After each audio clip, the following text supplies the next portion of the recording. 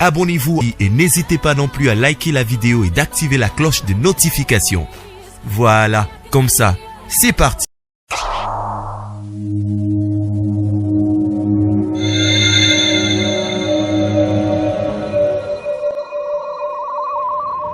La voix du peuple, oh, la voix du peuple, oh, c'est bien, oh.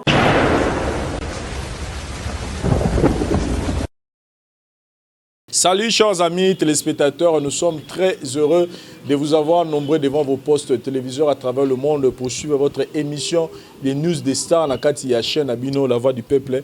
Émission to la rabino ba news ya ba star na bino to yambela rabino bango to la rabino ba sango na bango. Nous tous nous savons que l'artiste Misha Koffi Olomide Agbada a aussi le bon que la biso single Moro ils ont cartonné en ce net moment. Pipipi, une belle chanson et bah ça les featuring Naza qui est black, c'est-à-dire moi Maël Wana Koffi Olomide la kisi na batu et zanze Moro vraiment qui togo. Je vous invite tous à reconnaître na chaîne YouTube na Koffi Olomide beaucoup de clips wana botala ngo bandela otala ngo pourquoi pas aucune plateforme maintenant sur internet pour nous se procurer nango de façon que o yo karango yo mo na niveau ya ndaku lelo l'opportunité nous est donnée à Rosolo la Masolo ou Etali Koffi Olomide avec Rosa Ngoma Torobetanaye Maramutu et autres tournées autour tout autour il y a actualité et artiste Misha Koffi Olomide. Rosa Ngoma, bonjour. Bonjour Vincent. Ça fait très longtemps. Oui, ça fait très longtemps, mais on est là. Vraiment. Et on nous a appris que vous avez la victime d'un accident Moko, mais Dieu est grand. Tout le monde dit que vous avez toujours en vie et ça lui bien ma casse. Tant que Dieu est en vie, tant que Dieu est vivant, on a toujours un biseau. On a toujours un biseau. Tout ça, tout ça, il a raillé. Donc voilà quoi. Il y a eu accident, mais maintenant ça va. Il y a eu accident, maintenant ça va. Rosa Ngoma, premièrement, comment évolue l'artiste musicien Koffi Olomide en ce net moment. Tu regardes dans la poto, il y a famille, dans le cadre de l'activité. Oui, il y a la poto, la featuring mona Charlotte Dipanda. Ok. Extrait de vidéo et tout, tout ça là. Donc c'était beaucoup plus pour ça. Et en plus, il a profité à fêter ensemble l'anniversaire de Didi Stone. À qui d'ailleurs je profite pour souhaiter aussi joyeux anniversaire, bien que c'est l'Iraki, mais mieux vaut tard que jamais. Hein.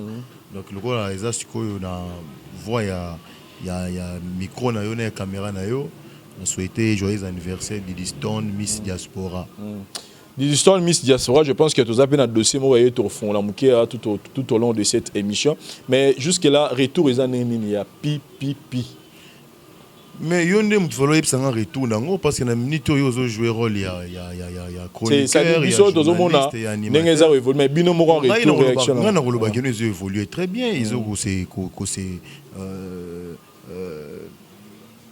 porté très bien. Ils ont allé nombre de vues dans YouTube.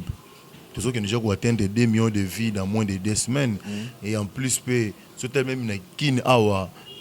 Ils ont béton partout, partout, telle qualité artistique, il y a un son, clip et tout. Je ne sais pas.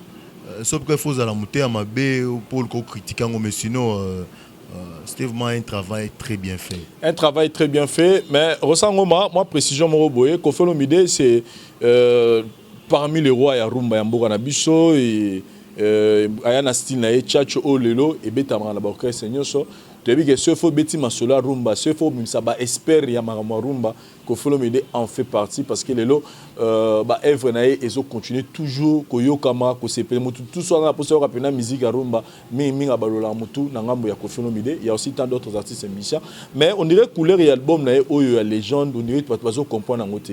C'est comme si Koffi a tigi moi rumba on irait à yena ba style belon on comprend pas couleur et album en les gens des années parce que à chaque featuring tout le monde a ba couleur aux ala moins belé et ça rumba té tout ça tout le monde le rôle album il a fallu à ça qui a toko c'est ton nini tout ça comprendre couleur et album wana te. Non, d'abord nazo rectifier Moukié. Aza parmi ba roi ya rumba te, aza roi ya rumba. Jamais mboka moko ezana ba roi mi balé, roi zalaka moko. Te, roi zalaka moko. Soki en Angleterre okutaka reine azara reine Elisabeth. Soki na Maroc okutaka roi comment il s'appelle Mohamed, celui Mohamed VI. Mais à la Congo to na ba. Tu vois mon Maroc. So okay, pardon, roi Zalara moko na mboka bazara mi balete. Donc roi ya rumba c'est lui. Tous les autres là ils peuvent se Fali de King kuna ba benga ba. Yoka ke Fali de King mais Fala lobate ke yaza de King ya rumba à cause de King na makambo yaye. Moi je parle pas de Fali, moi je parle de Koffi Olomide et je dis que Koffi Olomide c'est lui le roi de la musique congolaise, c'est lui le roi de la rumba congolaise. Donc il a répété que ba roi barami balete roi Zalara moko. Ndengo utuko loba na question na yo yemoka lobaki ke album à légende des ala multidirectionnel, c'est-à-dire aucune wa direction est belé na rat album wana akokene so loki chacho okuta rumba oyo yo zolobane chacho okuta yango ezali so loki pe moi afrobeat okutango, c'est-à-dire que akena ba dimension ebelé à varier style parce que on ne se trompe pas ou qu'on ne se voile pas de face. Les logos le bateau au tikala en déphasage il y a modernisation té ou il y a mondialisation té. Yo le bateau beta rumba ndenge papa wendo koloso ya beta la ngona ba 60 na ba 50 et quelques yo beta rumba bongo lelo au tekate lelo ba yo ka banzembo papa wendo par nostalgie oyo kango ke no rumba betaka boya betaka Marie Louise betaka boy papa Taboulé betaka boy oui oyo kango par nostalgie mais obi ke no ozora musique kango wana époque on betango lelo je crois mon cher oté quand même pas 3 disques oté quand même pas même bateau yo ko kabela ba oyo kana bango te omoni peut-être ba ko sala semblant oyo kango po sepeliso ke allez waki mo liloba mais ba oyo kango penza te c'est-à-dire il faut varier omoni bato bazala toujours na nostalgie na yoka banzembo lokwa ba diva ba SOS ba Futa Jalan ba Spirine ba Koet Rive Gauche ba déjà auto laksango alidor ke ako yemba ne kaka ndenge oyo to yebi wana ndenge to lingaka wana mais il faut quand même à satisfaire public nyonso parce que public na lelo izara public il y a battu les années 60 70 ou les années 80 ou des années c'est pas moi 90 ou 2000 c'est-à-dire que les lots même bano baso botan bazana 3 ans les lots bazana 2 ans moi son wana zio kana ko sepelisa donc il faut à sepelisa catégorie non sonné bateau donc c'est ça ndenge mo lobe que non donc ils a le bon moko ils a multidirectionnel tous les bima bongo to yeba o yango kozala mais ndenge pe mo lobe que kozala peut-être l'un des meilleurs albums de ma carrière naé et moi je confirme parce que na yo qui peut quelqu'un nzembo et je confirme que c'est du lourd. Voilà, ça sera du lourd avec Koffi Olomide, on est rassuré parce qu'il nous a prouvé beaucoup de fois que Aza vraiment un grand par rapport à la musique Nabiso et à Congo. Mais précision, mon gars, Vincent Onere, le selon l'album, il y a Koffi n'a fallu remonter projet à long terme. C'est comme si Moutounaba et l'Obama et il y a moins vacuum, mais depuis un certain temps, Moutounaba c'est comme si. Et au moment où on a ça, pour y avoir mieux placé au répondre de Bisso, selon l'album, il y a Koffi n'a fallu comme ils ont appuyé. Exact projet à long terme, mais base de l'anglais, il y a Kato, ils ont dit Cambo, ils ont dit Cambo, ils ont projet à court terme. Moi, je ne vois même pas pourquoi les gens veulent à tout prix qu'on parle de ça. Je ne vois pas pourquoi. Fallait à tout ça l'album Auto Bimisa. Azan na promotion album moi a besoin beta ba concert na e mo pa opé azan na pipipi o bazo yo kalelo o batu bazembo bazo linga yo kamingi mikolo yango wana et puis azan na rata studio pe azo continuer quelques chansons o za na kati ya album à légende. Alors, je préférais tout le bien oyo ils en cours to oyo ils salama déjà que tout le bela o ils a projet mon ngana bouche autorisée c'est pas moi Koffi Falité. Moi je parle de Koffi Olomide. C'est des jours bango mi balé baroyo kana que bon voilà ce que tu as studio na date telle pour te projeter par exemple l'album on dit na date telle que non voilà parce ce qu'on a studio ça la boy mais pour le moment je crois on va pas mettre la charrue avant le bœuf tout zela ba payer ça coup d'envoi nango ou c'est pas moi une expression on a quoi employer pour na koloba yango to zela ba annoncer au début il y a enregistrement album wana et puis toyeba parce que je sais que projet on les a toujours pour mon pas même là avant dernière ou je crois la dernière émission na ya sali à lobela kango que vous allez peut-être yango de quoi ko déboulonner wake up alors to zela voilà. Et je pense que Namaye le fallait pour passer dans il y a musique na ya kofuno mide ne balobé et ko déboulonner wake up mais ressent moi parenthèse ka muke na fongoli pe na kangalanga ngombango et tout le monde a image mo tam dans le niveau des réseaux sociaux au bazo like ça Diddy Stone à longoli fallait pour na niveau Instagram na ye fallait pe na ngamu na kuna après 10 minutes à longoli pe Diddy Stone moi parenthèse ka muke il y a un problème qu'est-ce qui se passe entre on me peut être vérifier peut tout le monde effectivement bazala na ki ba mi mais ba longwani bon moi je pense que ngala ressent on est tous besoin de bloquer na WhatsApp plutôt to longwani ba contexte c'est que il peut avoir un problème entre pas quoi na moi bon les entre il y a déjà qu'est-ce qui se passe na non ne dramatisons pas les choses. Ne dramatisons pas. D'abord, nous avons Instagram, mais nous avons trop dans Instagram. Nous avons l'utilisation de l'utilisation. Donc, si nous avons une photo, c'est fini. Si nous avons une photo, il faut notifier. Nathalie, c'est tout. Nous avons Instagram. Mais nayebi pe eloko ozolo bana te ya nani ya ke Diddy Stone te dela ba kutu bena chema photo na ngona capture fali ya des abonnés Diddy Stone on a peut-être ba question photo na ba Peter Lunga na ba Angelo Central ba onde ba yeba vraiment trop makambwana mais bon Diddy Stone quand même entre nous soit-il Diddy Stone actuellement c'est pas une chanteuse peut-être que ceux qui a ambition on est star déjà tout ça mais oui à ça star mais dans domaine ya oui domaine ya mode domaine ya moni azokuta na ba Rihanna azokuta na ba figure de proue ya monde donc Diddy Stone nzela na ye azo okenda nango fali pas na nzela na azo kende moi je ne vois pas comment est-ce que lelo trop banda ko koloba que non voilà tam si y a un problème au boyepo na nimika te na tomba la muki ba mbele ba longwa la non mais je crois que bino na dans actualité à star mutu balande la naza pena suffisamment finité mais tout monde ga koto ba bloquer parce qu'on a kata na na mukuse on a kata na mukuse naza informé te nango naza nanga informé nango te et nayebi nanga pété que fallait désabonner Diddy Stone to Diddy Stone a désabonné fallait nayebi yango pété et je ne vois pas pourquoi il faut na lobelango parce que je ne suis pas porte-parole ni de Fally ni de Diddy Stone. Bozela mukolo bogozwa Fally botunier Diddy Stone nayebi ke bogozwa été parce que yé azana est exposé na ba micro té peut-être il est exposé na ba projecteur il y a ba photo il y a ba caméra mais na monné na on te ke accorder interview alors attendez je beaucoup temps na Fally poupa botunaye puisque vous voulez en faire une information. Bon, je comprends aussi qu'ils ont Diddy Stone. Et puis ils ont Fally. Bon, oui, ils ont Fally, ils ont Diddy Stone, je comprends.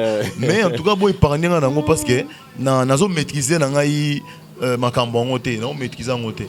Parlons de Cindy Lecker, Azali, chanteuse mounene ya mboka na biso, le lot rolo ba adosa la fierté à Bassi côté musique. Comment il est, c'est-à-dire évolution à Maramnae côté album nae. Qu'est-ce que vous avez une information européenne, ça peut-être un public au Balingaray? Mais je n'ai aucune information européenne ça par rapport au nae parce qu'en ce que je sache, il est membre effectif du groupe Quartier Latin. Oui,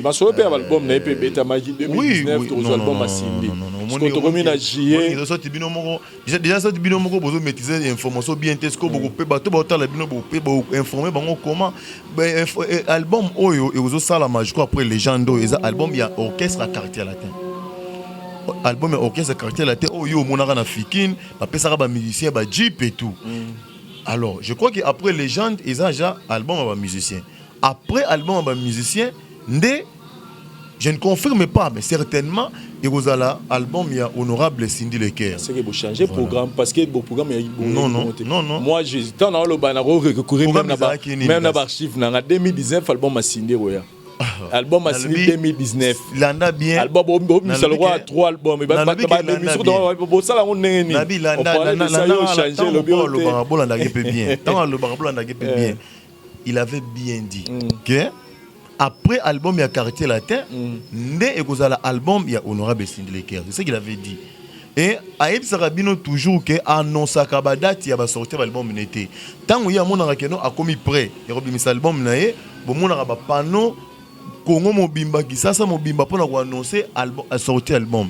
Mais jusqu'à présent, non pour moni ba panoté. Alors vous spéculez na loko il y a l'obité tout biso to l'obité. Donc photo moi ba to la sikoyo to moni Cindy Leker na mwana moro na sima a commis mère et son fils et salipé quand on le bara et chez moi songi na niveau internet bon on est à question et moi précision car mère ça y est son fils on est dérangé il va te belé ba poser ba question que yo so répondre et rechap et va te bazongo yo déjà yo mo le but qu'ils aient dans spéculation na bi photo de table en internet Cindy afande na mwana mona sima ba commis mère et son fils ils ont montage bato ba ba concert Quartier Latin wa mona Honorable Cindy Leker ba mona bien qui on les a été donc ils ont montage photo les a Cindy Leker ils ont été ils ont montage ok donc monique il est important donc yo ndima ki photo là c'est à dire tu comme mutu ta yebsenga kezaki nga loka ça peut être des ara Cindy na mwana tam sur ndeko na et a commune nga ne ba tu ba ke na bon mais yo nous prendre nga ke ne ba ke photo na même elonga les a Cindy non ils ont été ils ont montage nga pe ba sala nga pe montage ils ont montage ils ont été ce qu'ils ont pourquoi est-ce qu'il faut batango ba na uchango na ba page na donc ça veut dire que les gens cherchent toujours la petite bête pour que ba lukane na ngo ba sala po ba faire parler ba page na bango va faire parler ba page na bango donc il y en a d'autres répéter que non ils ont montage quoi ils ont montage et puis ce qui est un peu drôle on irait migolo ko faire do Sibir ba montage to pour monter sur vidéo il y a Aristote. Ah, ça fait longtemps.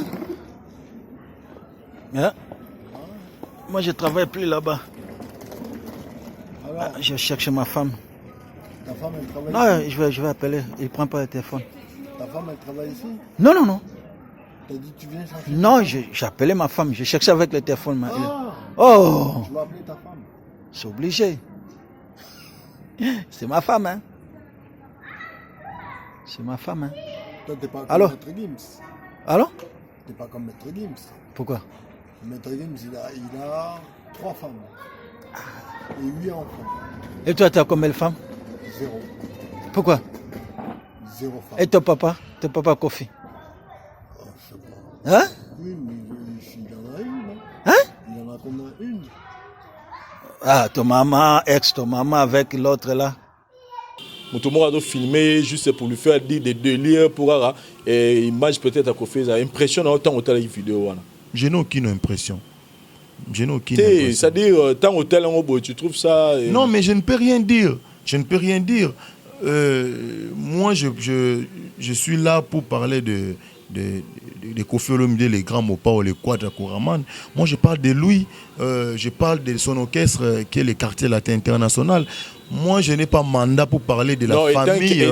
Non, ce que je dis, moi, je n'ai pas mandat pour parler de la famille Olomide.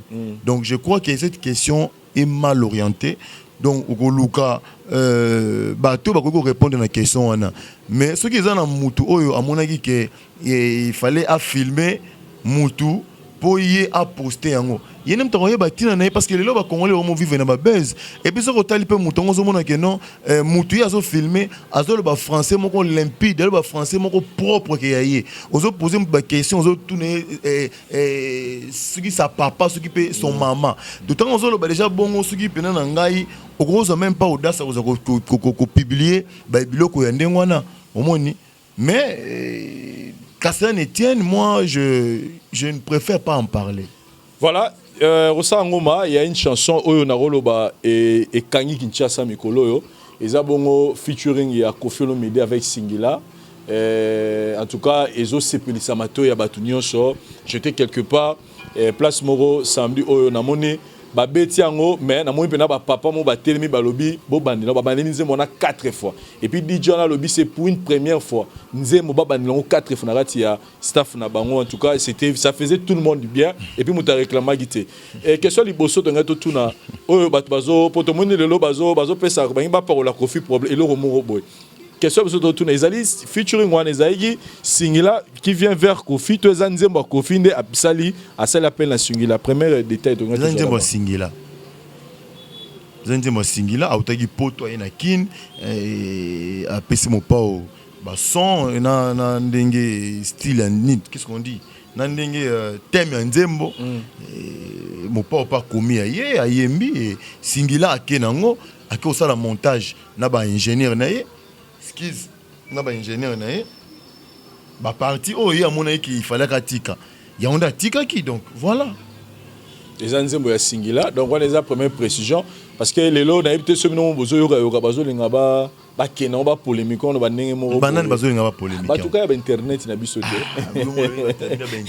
moi je veux pas est-ce que mais personnellement pour la yo moko Santa c'est mon pas hein Santa est-ce que yo ozo polémique na nzembo wana Santa yo wana vandu wana c'est mon pas il est femme d'affaires azana bambon on est belé est-ce que yé azo polémique na nzembo wana azo yo kango sans arrière-pensée mais impression par rapport à Maïl les na katanzembo wana une très belle chanson une très belle mélodie un clip rien à dire donc c'est tout à fait normal qu'il est cartonné autant pour nzembo mo pa yembina na Zana ke Black son moko impeccable clip moko très bien fait tout à fait normal et captiver public. Voilà, et sali bien Makassi. En tout cas, là, nous félicitons nos artistes musiciens côté Nzembo wana. En tout cas, le titre encore, c'est ma femme. C'est la femme de quelqu'un. La femme de quelqu'un, voilà. Donc, une très belle chanson. Nous félicitons Singila et Kofi Olomide pour nous avoir donné Evre Moro et Agito Robo. Mais, Rosangoma, qu'est-ce que les gens peuvent retenir dans l'Italie, quartier latin, dans l'Italie, activité? Est-ce que vous avez des événements, dates, peut-être vous avez calé événements, moi, je n'ai aucune date précise à annoncer, mais je sais qu'il y a des programmes, il y a des productions et tout, mais vous voyez, date bientôt. Question à Bissou Souka, tout na Rosangoma, pour tous les autres, où en sommes-nous avec Kofi Central? Tout le monde qui est yaki, tout le monde est babiwa kitoko, tout le monde qui est studio ya kitoko. On voyait comment les artistes venaient pour produire bango, mususu ya ba concert, mususu ba rota studio. Et à un moment là, tout le monde a un clip na niveau YouTube, la promotion d'artistes. Où en sommes-nous avec Kofi Central? Kofi Central est allé. Mais je dois avouer que ce soit presse, que ce soit peu bisso, les grands mots et tout, aidez-moi trotter na projet grandiose il y a Kofi Central, aidez-moi mingi trotter parce que d'abord il y a eu vraiment pas bonne presse par rapport à nous. Yo yebi tant au bet ça ba concert kuna ba tumjuste que ngana ko beta kuna te ngana ko kende ko enregistrer na studio wana te ngana ko no sala boyete ngana ko no zongisa boyete juste parce que Isaïe Kofi Olomide. C'est cette contradiction que moi je n'ai jamais compris. Au moins en même temps mon abattement côté mo botan on somba mi tukane ya cher on somba rôle sinaye a ressemblé à moi Edison Rolex à 40 000 50 000 dollars a ressemblé à 20 000 scandale tant bon monde de musique et un monde de showbiz et un monde il y a hein etambolaka bongo moko boye moko exposé loko na monde de musique okimekele kofoto la sakarna sigabi vraiment na batikala komona jamais Youssou bala no la sakarna sika compare pas na Youssou Ndour te ba pendenge moko pété et moi be tika ba complexe c'est pas bana mais comparer mon pas na niveau net ça kofa mona je l'ai dit mon frère Vincent moi je te l'ai dit au moni lelo oyo moi je l'ai dit ça je l'ai dit en tant que moi dans le bango que parce que nazo kumisa mo pas autonini non ce peut na kumisa pe oui ne peut droit na kumisa mais je te l'ai dit que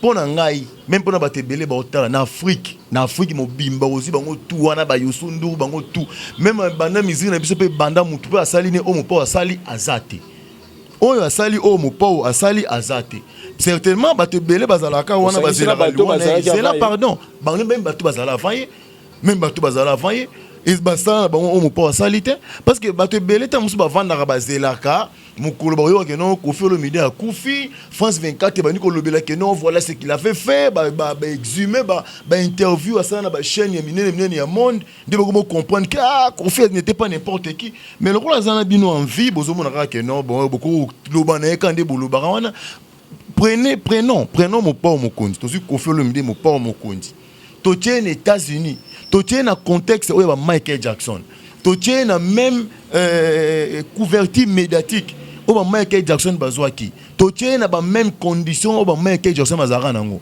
akoleka pe Michael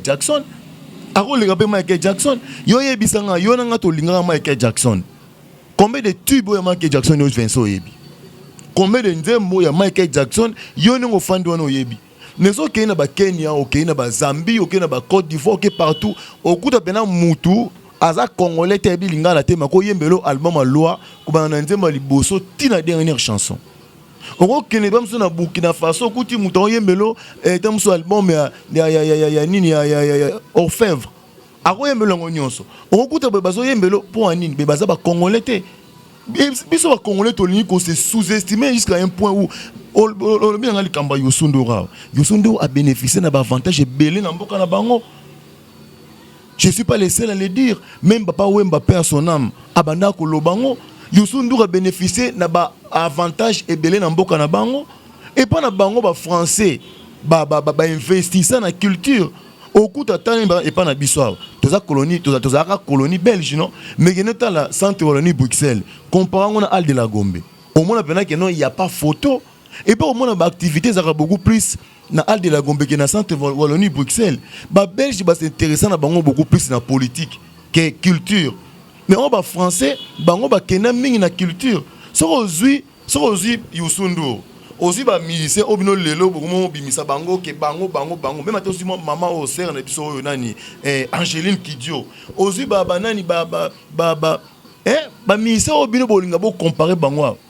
Au moins que ba occidentaux wana ba français wana ba comme ça bango ba artiste engagé au moins Youssou Ndour hôtel mais mboka na bango et puis Youssou Ndour dans hôtel mais mboka na bango eza relayé na ba médias français nyonso ye ba blog musu Youssou Ndour asala ngo en termes de ba associé na ba meeting national mususu tamzo mona meeting national français moko boeto c'est pas moi ceux qui hongrois to ya wapango wana azaki peut-être na facilité te ya ko investir na Sénégal mais à passer par Youssou Ndour pour nous créer l'oko nae tout temps rappel moi j'ai ngana mon attend moi biloko wana belé même pour Youssou Ndour a fondé la chaîne nae Canal Futur et pas na au Sénégal il a fait des problèmes avec l'ancien président Abdoulaye Wade. Mais faut mon intervention en France, ambassadeur États-Unis intervenant ti aéro yamba Youssou Ndour pour que chaîne nae wana émettre au moni. Mais le longtemps Youssou Ndour ba tchare na gouvernement Macky Sall. Bah excusez-moi, je n'ai rien contre lui. C'est Azar Mouto, Azar bien à mon pao, bah yemba n'écoute une zembo et tout.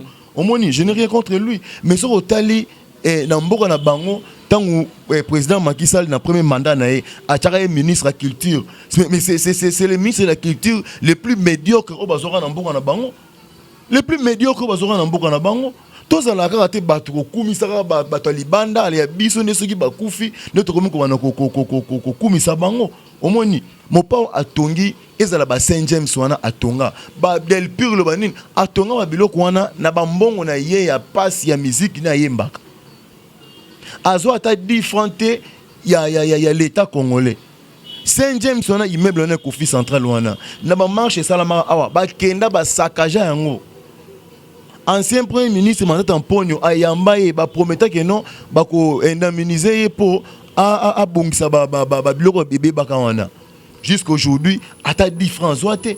Maintenant nous sommes ba chinois ba buka ba biloko na bango ba indien to ba pakistanais ba buka ba biloko na bango ba indemniser bango ba biloko fo mo botel melarande yango wana ba biloko photo tele melarande yango wana soki ovandi liboso ya musiciens sénégalais ivoiriens camerounais boyebi sara bango nous sommes fiers d'être des Congolais, nous sommes fiers d'appartenir dans un même pays avec Kofi Olomide, tu vois un peu. C'est-à-dire que vous êtes fiers de nous en Tamboka ou Kofi Olomide Azali. Bino moko tango yamba batona pardon. Bino moko tango yamba batona. J'ai boyebi saka bango ke non. Mais boloba awa ke non mo pao asali beauté. Soit tongi salle, a tongi bino studio. Mais bokende kuna bokende pour enregistrer. Bokende pour na bosala pe beauté. Bosala ngote. Vous vous contentez aux micros, au tendre moutou, tant que vous critiquez, à vilipender, yo c'est pas pour ça la vie. Mais en réalité, vous n'aidez pas notre musique. Vous n'aidez pas notre musique. Il y a un le baran na moi tout mon pone on ça la bon, on ça la bien. On ça la bien. C'est dit ça ressemble sur ta Jeep il y a $500,000 à Somba. Soit ressemble ce qui montre il y a 1 million à Somba. Bato ba ko finga ba finga. Bato ba ko kumisa ba kumisi. Pour ceux qui a ça là obino bozo luka wana. Boza su batali boso ya ko critiquer. Ce que là monde le bino lenga préciser batu bien pour Eza TV. Tant le bi ko fait le midi makambo ça là. Depuis musique banati le mutasa on te retient le sota misa o monique Kofi mutasa ba dusu ba ko sala ngote oyo monique ya l'équipe premier artiste congolais premier artiste congolais oyo abeta Bercy africain o abeta Bercy. OK ya solo to lokuta ya solo ya solo ya mi balé premier artiste congolais abeta Bercy voilà vrai premier artiste na ko loba congolais pour ne exagérer oh azo disque d'or mais disque d'or le l'homme na ne batelaki na finale kuna babi ata mission na biso congolais moni bato batalaki bongo ba lokuta et atanga la penga biso totala c'est musicien azo ka single d'or et a fallu na mboka na biso tout bazo ba disque d'or ba o ba producteur ba pesa mais pas oyo nini association comme la nini sous comme kiminga ya oyo pesa disque d'or na France bazo reconnaître ata musicien moko congolais zate na mais o ba pesa na ba musicien ba producteur baza bandoki ba fanda na so na bango te na bosa ni kombo na nga na mona ba disque d'or soki na studio mo pa o pa na ye na mon flexo soki na studio ba donné par le producteur. Je te dis soki na studio na ye na ndaku na ye okuta ba disque d'or wana eza oyo zo loba wana nga na mona na ba disque d'or association zo loba wana bosa ni kombo nango te eza Fnac te eza nini na bosa ni kombo nango moni association wana ozo loba wana ngai na mona dans ce dit que ba certificat disque d'or wana so ke na rata ndaku na ye na studio na ye okuta yango voilà les noms voilà oh wana zo loba wana certifié par Snap oui wana disque d'or au mais oui na le que oui disque d'or o ya abeta yango wana na to le ba que no premier artiste africain wa sala Bercy sans pub na ba TF1 na ba nini c'est des allées de bouche à l'oreille quand na ba métro ya boye mais atondi ça africain c'est à vérifier hein Rosar le big confiance à disque d'or certifié par Snap donc faut vérifier et puis bon l'acceptation ngala na africain mon côté atondi ça Bercy il y a Snap déjà disque d'or on a eu bien qui est certifié o ya zwaki isaïe même des bonibo le belango na pas kota masola ko vérifier disque d'or o ya solo to lokuta il a fait une confiance au disque d'or pour banguna comme ko luka soki disque d'or ya solo to lokuta pour avant hier boye bakate ko non soki Snap soki nini wana nde ba pesa ba disque d'or nde ba certifié. Donc, c'est pour te dire qu'il a fait des choses dans ce pays où Aza le seul à Salayango. Ça te dit on compte où il y a Sali Torokende au-delà. Il y a Misatu. Il y a Misatu où on a Yepsayo, Aza le seul artiste musicien congolais où a Sali album avec Sali album à 40 chansons. Nathan Yologena le bloc à Yango. Seul artiste congolais oyo a sali album ils en a 40 chansons. Parce qu'on a baxé le mot. Azo 4 Cora.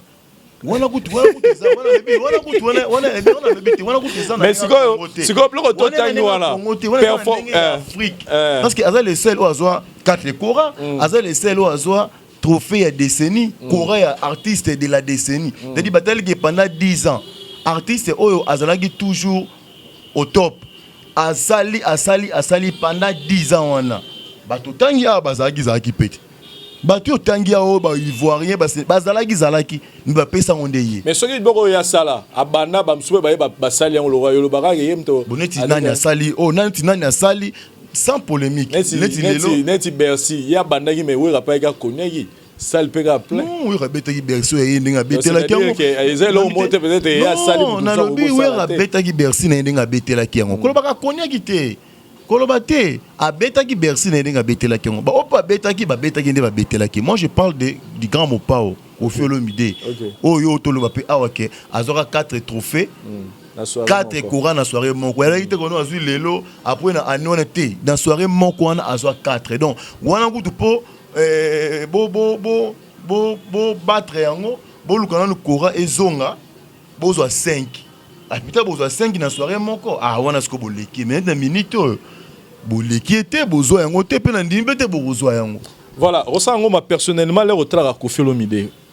Et là, il faut réaliser, on a réalisé. Et tant que journaliste, il faut ça là dans sa vie. Peut-être qu'il y a mais déjà donc il faut ça la et là on essaie de moi polémique dernièrement intervient le gars qui parle Nati Lokole automobile qui Kofi Olomide pour une deuxième fois. Tout le monde a dit que Kofi Azo s'est déchaîné par rapport à comportement de la politique. Et tout le monde a dit que peut repérer cet exemple. Il y a ancien ministre et premier ministre Nabiso. Mais question au cas moi Babi Kofi Olomide Azo Salango pour Alex ba combattre pendant cette fois-ci biso pe ba musicien de mo kota mamboka to essayer de la liberté d'expression n'engagé combattant. Tant qu'il y a une affaire d'État, il y a un combattant. Tu peux pas combattre, moi je ne préfère même pas parler des combattants. Je ne préfère pas. Non, je préfère pas. Je préfère pas. Mais bateau bayebi que tant que affaire d'État, il avait épinglé tous les maux de la société et c'était pas pour séduire qui que ce soit. Pareil, tant que Yembi Congo mon amour, donc à ça la rabanzembo c'est l'inspiration, pas parce qu'il fallait se pénisser bateau, sauf bateau bayara que non bon quadrangana lingo yembela moi si nanga nzembo boy, nanga lingi oyembela nga iboy, nanga lingo yembela nga na moi si nanga boy, peut-être pe bayara bayela ki texte était, ba pesa ka idée moi sali texte na. Voilà, il s'appelle Rosa Ngoma, donc on est très heureux plutôt à Rosa, on a plateau na biso alelo et là on est heureux puis ça ba tout balingara Kofi Olomide ba balingara Rosa Ngoma et puis quelques dédicaces c'est ça là ba otana. Oui, mère la Yvette mutuna yo ça bien. Oui, ça na Yvette Mbia auti na kina auti na matanga metokuta na ite. Akomi ko kende na pesi mbote. Puis wana la rapena meilleur ami il y a Maman Rifa. Il y a Maman Rifa à Londres que je salue parce que Maman Rifa a parmi les rares bateaux bazaka c'est-à-dire azana moté ma penza ya a pas moté ma penza ya maman penza donc il peut na éviter ce qui vraiment na éviter c'est-à-dire pour y ce qui peut na bengio mon ko na peso conseil que non tala boyer ce qui pose na suggestion tous na moi nini ko yebisa payer mon en tout cas pena yé vraiment toyo ke la raé penza toyo ke la raé na PC pena mbote Maman Rifa na London na sina de master na yé c'est na ngai Yvette Mbia et aussi Fidèle Kinata copie. C'est-à-dire, na mona ba kofifil mais ya Fidèle Kinata copie na ebité. C'est-à-dire ceux qui au bandi ko douter na ki kofifil ya Fidèle Kinata copie. So bandi ko douter na loyauté na ye ton abolingo na ye envers Koffi Olomide ils a débit à sorcellerie. Pour en tout cas sans flatterie, hein, sans flatterie, moi c'est un monsieur très bon, généreux et vraiment que je salue. Yena moi sinaye, je salue aussi papa Jacques Mbosso outi na Londres na maman Tété, ba outi collation, il y a un de on a biso zaki na Londres kuna maman Tété Mbosso na papa Jacques Mbosso na pesi bango mbote na Londres. Na bango bazana Suisse pardon. Veba même aziku aza awa mais je crois après émission on a obengé mbala moko. Azawa. Oui azawa et ça que non même madame maman Mireille Maziku a rejoindre pe na Kini azawa na pesi bango pe mbote pa bazali Kofiet mususu azana Kini wa Nicole Kuleka lobby eza anniversaire il y a maman na bango je crois entre 60 ou 70 ans maman na bango zo kokisa je crois invité un couteau je crois que je serai là sauf imprévu jugement Mampinda na ozela bakisi wana grand frère na ngai hein il na bien un professeur jugement Mampinda na moi aussi na Mylène na epsenga que nous asombelinga dia ba cadeau mais Christian amène-moi mes trucs Christian. Puis Christian par semaine il y a 2 fois la kin. Il y a 2 fois donc na PC mbotena les professeurs ont le jugement. Je salue aussi mon ami Hercule Sarkozy, papa na Diego. Hercule Sarkozy, papa na Diego Jordi. Yé papa na maman ba boti mwana aleki bango na kitoko. Donc moi na peut-être ce qui a kola ndengwana yoza somo encore asu na makila bangala dona ebité awaso makila bangala pa na ebité Diego moi na Hercule Sarkozy na Paris je le salue aussi bon Peter Lunga yena o saluer été obi yena o saluer yena Angelou central Peter Lunga na Angelou central bango na o saluer bango té parce que il m'énerve le dé là na éviter ba développer niveau un mensonge mon des garçons là nazo je te dis des garçons là ba développer niveau mensonge mon nazo au digérant on le sauter. Oui, bah au ça trop, on digérer sous mensonge na bangoté. C'est pour rire à ebsengai kende bo sala émission na Vincent na sala émission na Vincent te po na bela ki aérota la ngaité. Abino Vincent da mutu na on benga bi ko bengete po na sala te. Mais bon. La voilà, famille reste la famille. Batunion so ba talibiso je ne sais pas ce qui n'a bossani mutu batu baza ebele mais Rigen Bongoma Tuturuba Sandra Kazadi bango tout na pesi bango mbote na pesi mbote na Rigen Bongoma na pesi mbote na Harvey Nimi Santa Semopa femme d'affaires hein bon yo déjà marié femme d'affaires na pesi mbote il pose un alliance pour la battre alliance c'est solo tonné cocotte alliance pour la moi m'sapé cocotte pour toquer na kermesse les 2 sœurs tokuta na cocotte bango tout kermesse bandi na biso pe baza wa passe na boutique to ça l'émission wa bandi na biso pe na pesi bango pe mbote ouais et pas au dilom empouille exemple à suivre voilà vraiment exemple peine à suivre ya moyo potala bilo to kutia wa donc na pesi pe bango mbote et message que na yebisa na batu tout o bazotala biso ezali ke to continuer ko savourer pi na kermesse ya les 2 sœurs ya Santana cocotte bango babeta ngo donc tant ba fungoli kermesse ba beta ka pi ti ba okanga kermesse voilà so ne babeta ka yango tout nene ba sara plein na stand na bango pour quand na nzembo wana voilà merci beaucoup Rosa Ngoma merci pe na yo merci prochainement ceux qui na beli oya kotala terre nesi ko tala ngai nesi oya ndo na biso pe ya cameraman ya fashion Daryl Dimatesa. Au boss ni combat cameraman. Nangalo ba gigal kuna misala Dubaï.